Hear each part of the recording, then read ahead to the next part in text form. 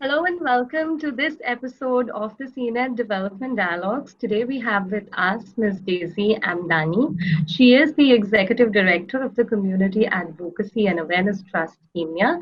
She is also the coordinator of the National Steering Committee for Women in Kenya. She is an enthusiast in women's rights and a champion of development and governance issues of Kenya. Ms. Amdany, welcome to CNED Development Dialogues. Thank you, and thank you for having me. Thank you so much for joining us, ma'am. My first question to you is that, we know that helping women uh, achieve their full economic potential, helping them empower themselves is the best way to address poverty.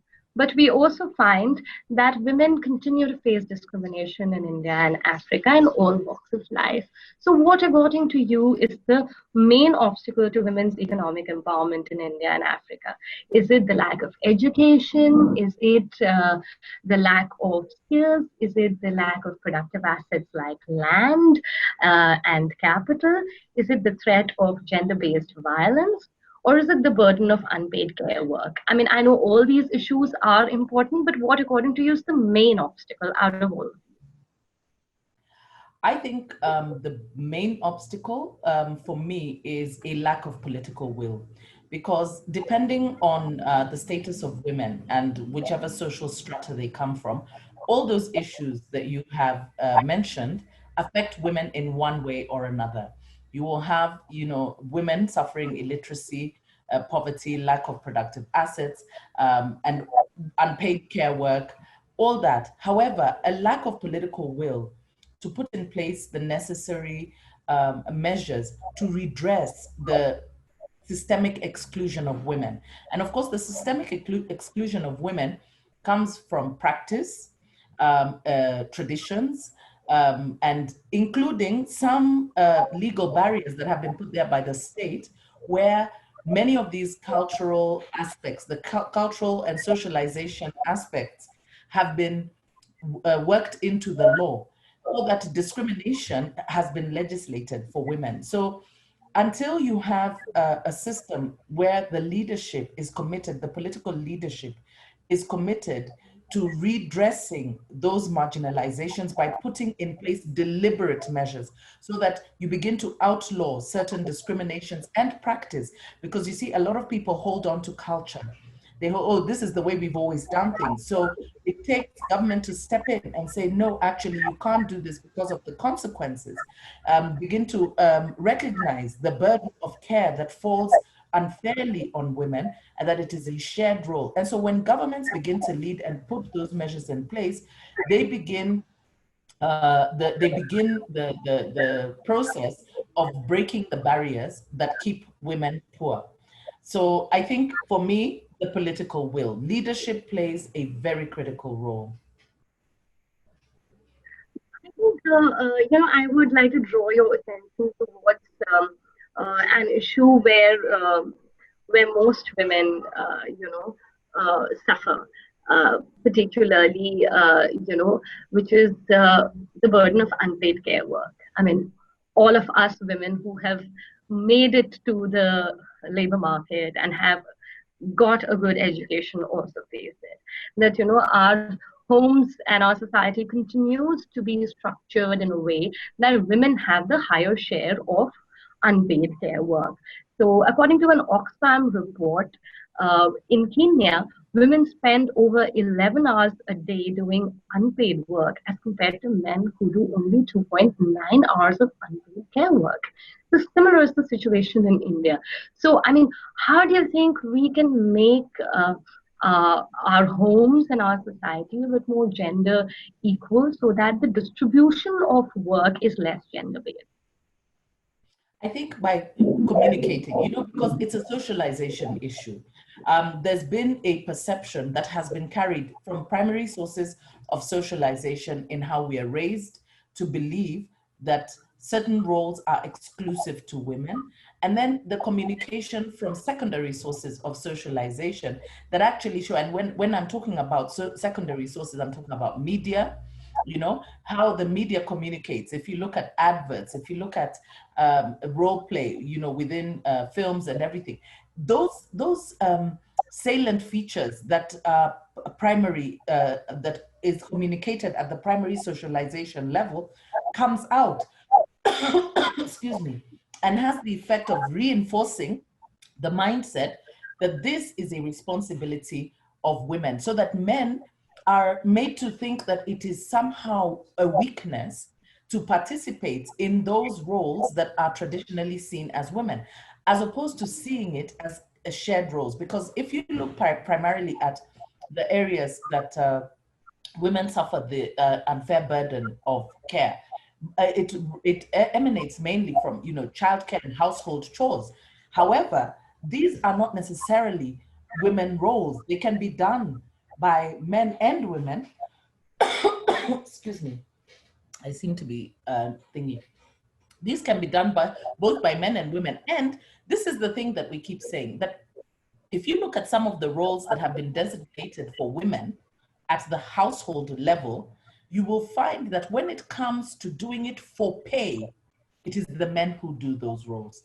So, like cooking, you know, if you go to hotels where there's cooking going on, chefs and all that, you will find it's men who are doing that work and that kind of thing. So I think that when the government, and I go back to the government, much as I'm not so much advocating for the government to be so much in our lives and create nanny states, I do think that the government, by recognizing and quantifying the role of unpaid care work in paid work, because the work that women do that largely goes unpaid contributes significantly to paid, those who do paid work. And so if the state is able to quantify and recognize it and put a quantity to it, people then will begin to appreciate the effort that women make. And I think that men too will also begin to appreciate that they can contribute more to alleviating it, as well as putting in place systems. We have some good models here in Kenya. One of the biggest corporations in Kenya has recognized the value of women and the burden of unpaid care, so that what they provide is spaces where women can come to work with their children and have creches and, you know, things like that. So we're talking ECDs, because many women are not able to seek employment and gainful work because of the burden of care. They don't have safe places to take their children.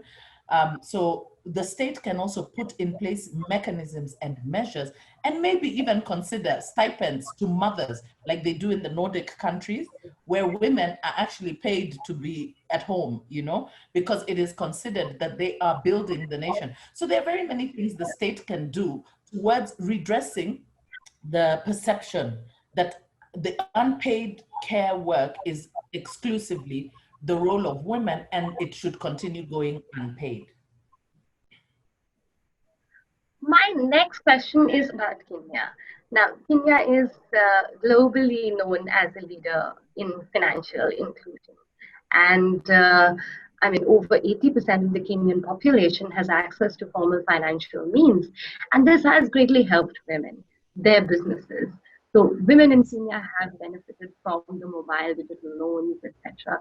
So, I mean, East Asia in general and Kenya in particular is a world leader. So please help us understand what is so special about this region, and what is it that other countries like India and also other African countries uh, can learn from Kenya with regard to Well, financial inclusion. well, I think that it's true. The M-Pesa was quite an innovation and brought a lot of financial freedom to women, particularly because one, many of them were unbanked, you know, and they really didn't have access to those. So being able to use the telephone as an innovation, that in itself was a huge, huge breakthrough. Although initially, I actually do not think that it was intended for bringing financial liberty to women, a kind of financial liberty to women. However, because of the effects, you know, people getting the opportunity to send money to their mothers and, you know, their mothers being able to decide what it was, the company made a deliberate uh, decision to work with women and to work with them to bring financial freedom to them and also give them businesses to run. So I think that the fact that there was a need that emerged is actually what brought about that innovation. So I don't think that it was so much deliberate that it was thought about. It was almost like um, incidental. The financial freedom became incidental to the innovation of how do you send money through the telephone. So in terms of that, I think that innovation is really about solving problems or addressing challenges and bringing solutions to those challenges. And so really, I think the people behind technology who are constantly trying to find ways and means of making our lives easier or making things more accessible would be much better placed to answer that. Perhaps the next step is how do we bring financial literacy to bring the women to the next level? Because now we have the freedoms, but still operating at the micro level because the literacy is not there. How do we use then technology to bring those freedoms? And I think that India is always coming up with solutions and some quite excellent solutions that they're bringing to the women. So I think that solution lies with the tech people to be able to help us think through what are the next steps. Uh, Ma'am, we can try and understand from the words of an African lady who is working so closely at the grassroots level about India's development cooperation. I mean, leaders in Africa and the Indian heads of state have agreed on gender equality and women's economic empowerment as one of the key goals of India's development cooperation in Africa. Let me just quote from the India Africa Strategic Framework Cooperation, which was signed in 2015. It says, promote gender equality and empower women, which will greatly support efforts towards poverty eradication, protect and promote human rights, and build more non-violent and environmentally sustainable societies. So very clearly, the government of India and the government in Africa agree that promoting gender equality is a way to achieving so many other things that we would want to achieve: environmentally sustainable society, poverty eradication, etc.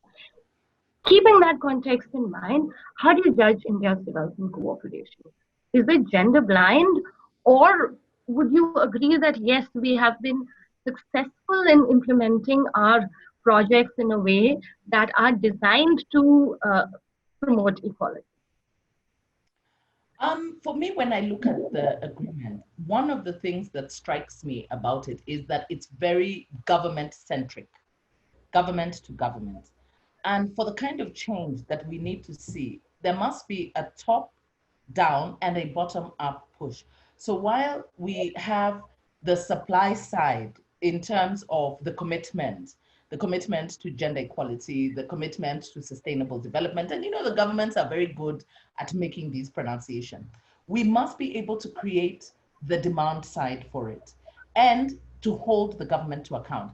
So for me, the blindness of this agreement comes about in the lack of engagement with civil society groups, because ideally the demand side is brought about by the people.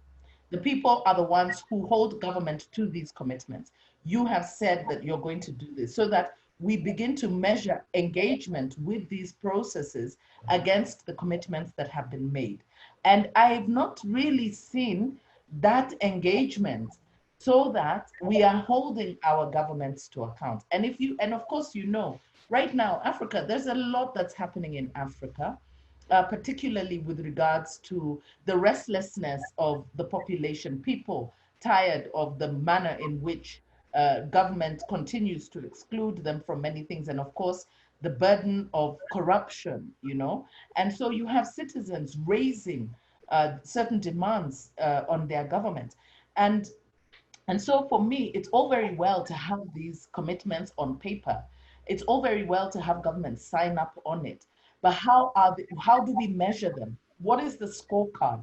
And where is the pressure that's coming from the people who are supposed to be beneficiaries about it? Do they even know about it? My engagement with the ORF is what really has brought about my better understanding about India-Africa relations and all that.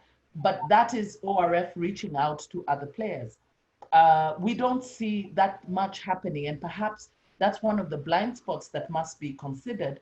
And how do we bring in the civil society groups that work with um, okay, I can see 15 minutes is up. The when we bring, how do we bring up that demand? How do we bring up the voices, the people's voices? Because these are the people for whom this agreement is supposed to benefit. That brings me to my last and probably the most important question.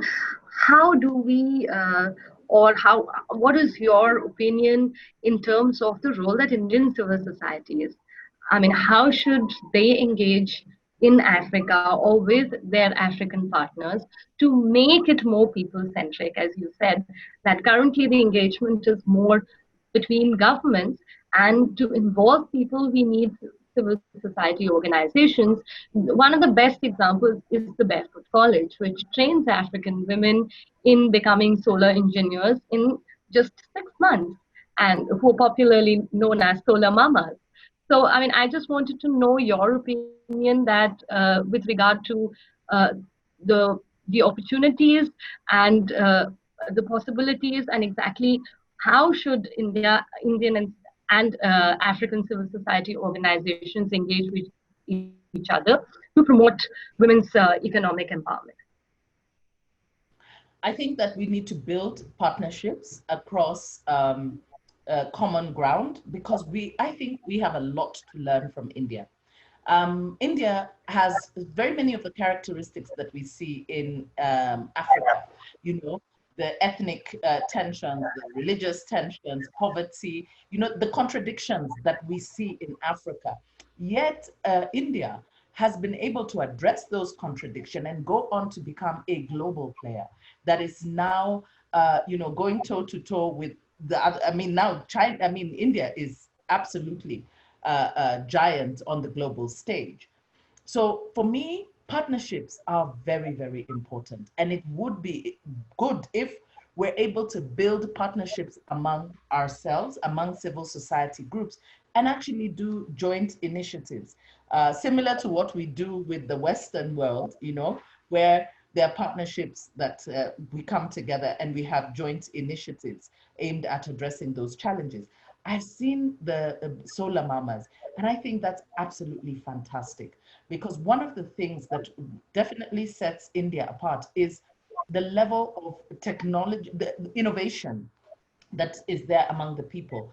And to be able to build skills among women, grassroots women who are illiterate, but you build skills that allow them to become engineers, as it were, that is giving them a lifetime skill.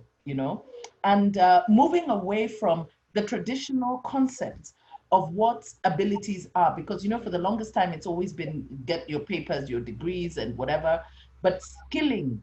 Right now, skills are what is needed. So even as we look to the future, and it's clear technology is the way things are going, how then do we leverage the benefits of a partnership with India that are already ahead, on the in technologically quite advanced, to begin to learn certain skills and train grassroots communities with certain skills that will not only just give them income, but also give them capacities that even when you walk away, you've actually left them with something that they can build on. So for me, the partnerships are very important in being able to foster this.